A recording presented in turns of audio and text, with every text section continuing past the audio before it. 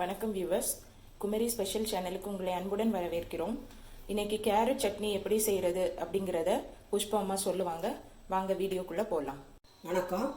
Carrot chutney செய்யறதுக்கு தேவையான பொருட்கள் என்னெல்லாம் எடுத்துருக்கோன்னா 2 கேரட்டு நல்லா துருவி வச்சுக்கிடணும், 2 ஸ்பூன் தேங்காய், 4 வத்தல், 3 பூண்டு,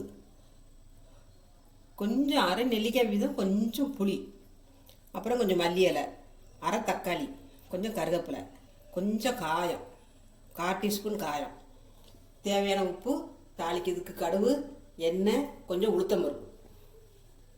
வாங்க எப்படி செய்யலான்னு பார்க்கலாம். அடுப்பை பற்ற வச்சு சட்டி அடுப்பு வைக்க, சட்டி காஞ்சிட்டு 2 ஸ்பூன் எண்ணெய் காஞ்சிட்டு ஃபஸ்ட்டு வத்தலை போடணும்.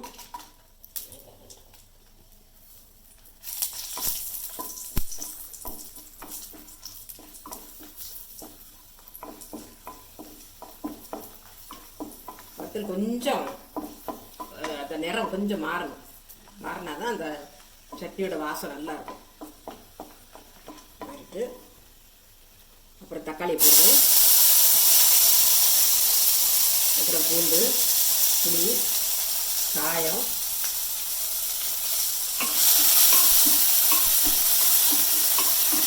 நல்லா வதங்கும் வரைக்கும் கொஞ்சம் அந்த தக்காளி பூண்டு இதெல்லாம் கொஞ்சம் வதங்கணும். வதங்கிட்டு தேங்காய் போடுவேன். தேங்காய் போட்டு கொஞ்சம் ஒரு 2 நிமிஷம் வதக்கணும். அப்புறம் மல்லிச்செடி, அப்புறம் கேரட் கட் பண்ணியும் போடலாமா அல்லது துருவி தான் போடணும். அப்புறம் அது வதக்கிறதுக்கு நல்லா இருக்கும்.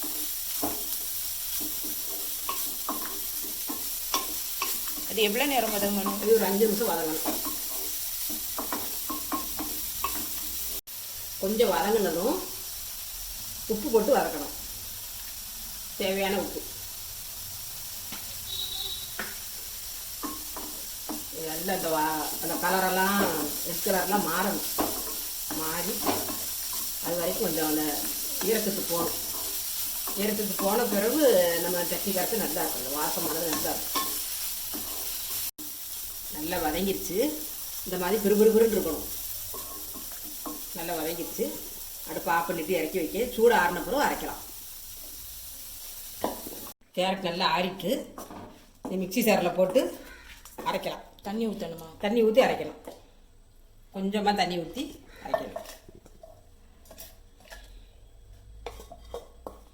மிக்சி ஜாரில் போட்டிருக்கேன். அரைக்கிறதுக்கு 1/2 கப் தண்ணி எடுத்துருக்கேன். அது தேவையானது பார்த்து அரைச்சிக்கிடணும். ஃபஸ்ட்டு தண்ணி ஊற்ற வேண்டாம், ஒரு அடி அடிச்சுட்டு அப்புறமேலு தேவையான தண்ணி விட்டு அரைக்கணும்.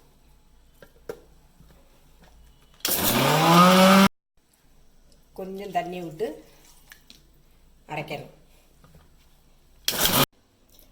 1/2 கப் தண்ணிட்டு அரைச்சிருக்கேன். கொஞ்சம் அப்படி கொஞ்சம் திருன்னு இருந்தால் அது தொட்டு சாப்பிட்றதுக்கு நல்லா இருக்கும். அதை வச்சு தாளிக்கலாம். முதல்ல ஊற்றுன மாதிரியே 2 ஸ்பூன் எண்ணெய் காயட்டும். எண்ணெய் காய்ஞ்சிட்டு கொஞ்சம் கடுகு, கொஞ்சம் உளுத்தம் பருப்பு. உளுத்தம் பருப்பு எதுக்கு போடுறோம்? அதோட வாசம் நல்லா இருக்கும். அந்த உளுத்தம் பருப்பு போடுறது உடம்புக்கு நல்லது, வாசம் நல்லா இருக்கும், சுவையாக இருக்கும் சாப்பிட. கடுகு இந்த உளுத்தம் பருப்பு கொஞ்சம் நிறம் மாறணும். மாறிட்டு கருவேப்பிலை போட்டு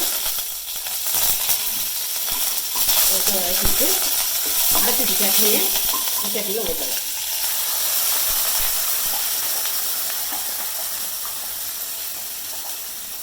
ஊற்றி ஒன்று போல செஞ்சு அடுப்பு ஆஃப் பண்ணிடுவேன். வேறு பாத்திரத்தில் மாற்றி வச்சிடலாம். சுவையான கேரட் சட்னி ரெடி. இதை இட்லி, தோசை, சப்பாத்தி, ஆப்பத்துக்கு எல்லாம் வச்சு சாப்பிடலாம். நீங்களும் வீட்டில் ட்ரை பண்ணி பார்த்துட்டு எங்களுக்கு சொல்லுங்கள். நன்றி, வணக்கம். இந்த வீடியோ உங்களுக்கு பிடிச்சிருந்ததுன்னா லைக் பண்ணுங்கள், ஷேர் பண்ணுங்கள், சப்ஸ்கிரைப் பண்ணுங்கள். தேங்க்யூ ஃபார் வாட்சிங்.